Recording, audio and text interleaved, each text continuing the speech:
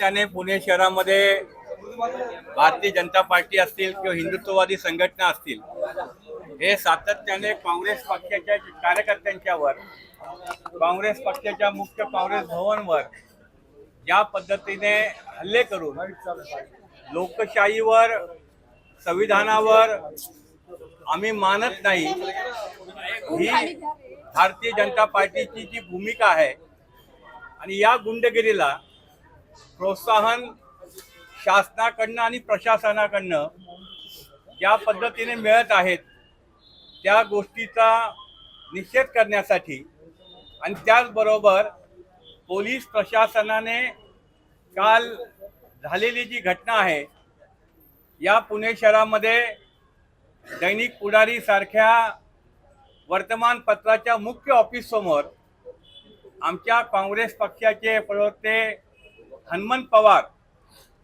यांना जीवे मारण्याची धमकी, पिस्तुलाचा धाक आणि त्या ठिकाणी 4-5 लोकांच्या जमावाने केलेली लाथाबुक्क्यांनी मारहाण, ही काँग्रेसचे कार्यकर्ते यापुढे सहन करणार नाही।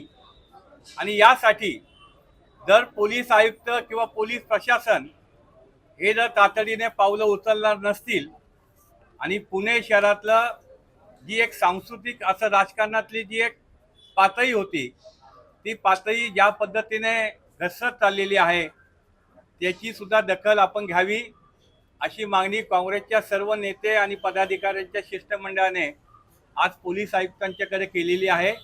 आणि पोलीस आयुक्तांनी या संदर्भामध्ये योग्य ती पावलं आम्ही उचलू। या ठिकाणी हनुमंत पवार यांना पोलिसांचं संरक्षण मिळालं पाहिजे, ही सुद्धा मागणी या ठिकाणी केलेली आहे।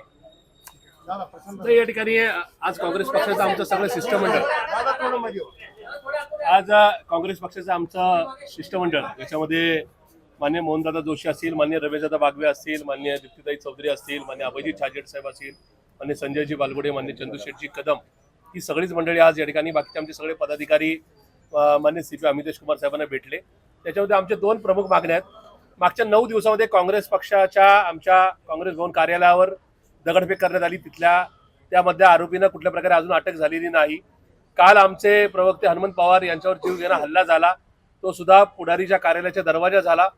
आज ह्या सगळ्या ज्या गोष्टी आहेत, एकूणच भाजपची या शहरामध्ये जी कशी दादागिरी वाढलेली आहे, भाजप कशा पद्धतीने या ठिकाणी विरोधकांना त्रास द्यायचा प्रयत्न करतो, हे या ठिकाणी समोर आले।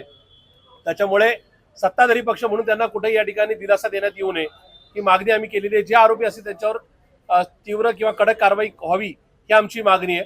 दुसरं आमचं म्हणणं आहे की या शहराला आजपर्यंत एक वेगळं सांस्कृतिक आणि सामाजिक महत्त्व आहे, हे पुणे शहर भाजपवाल्यांनी बिघडवलेलं आहे। तर पुण्याचे CP मान्य अमितेश कुमार यांनी पुढाकार घेऊन येणाऱ्या काही दिवसामध्ये, पुढच्या 8-10 दिवसामध्ये पुण्यातले सगळे सत्ताधारी पक्षाचे नेते आणि विरोधी पक्षाचे प्रमुख सगळे नेते यांना एकत्रित बसून इथून पुढे पुणे शहरातली सांस्कृतिक आणि सामाजिक राजकीय चळवळ किंवा संस्कृती बिघडणार नाही, यासाठी पुढाकार घ्यावा, अशा प्रकारची मागणी आम्ही शहर काँग्रेसच्या वतीने केलेली आहे।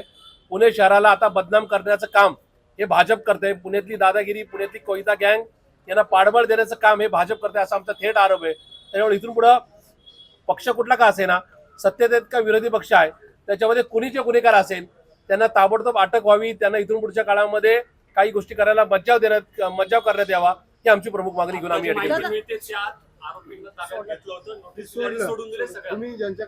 आमचा आरोपच तो आहे की काल रिव्हॉल्व्हरचा नाका या ठिकाणी नाका धाक दाखवून ज्यांनी मारहाण केली त्यांना मुळात अटक होऊन त्यांना आज लॉकअपमध्ये नका त्या ठिकाणी ठेवण्यात यावं, अशा प्रकारचीच अपेक्षा पुणेकरांची आहे। पण दुर्दैवाने त्यांना एक साध्या नोटीसवर सोडण्यात आलेलं आहे। या सगळ्याच गोष्टी कायद्याची पायमल्ली करणे किंवा कुठेतरी खुद्द मुख्यमंत्रीच या सगळ्यांना पाठबळ देतात, अशा प्रकारची शंका येणाऱ्या गोष्टी होतात, असा आमचा थेट आरोप आहे। दादा, काँग्रेसचा एक व्हिडिओ समोर आलाय ज्यात सरकारच्या विरोधात आंदोलन होतं आणि आंदोलनस्थळी पोलिसांच्या गाडीतूनच जो काही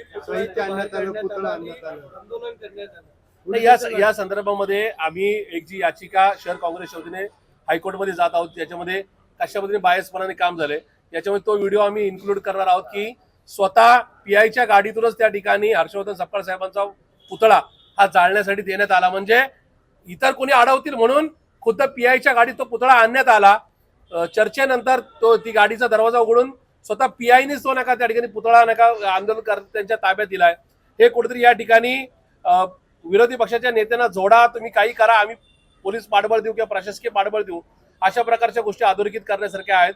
मान्य CP साहेबांना आम्ही त्या संदर्भामध्ये कारवाई करा किंवा आम्हाला कारवाई हवी अशा प्रकारचा या ठिकाणी आग्रह धरलेला आहे. दादा, आता सध्या बीजेपीकडनं एक व्हिडिओ जारी केला जात आहे ज्याच्यात डिबेटमध्ये हनुमंत पवार आहेत, ते अर्वाच्य भाषेत शिव्या देत आहेत.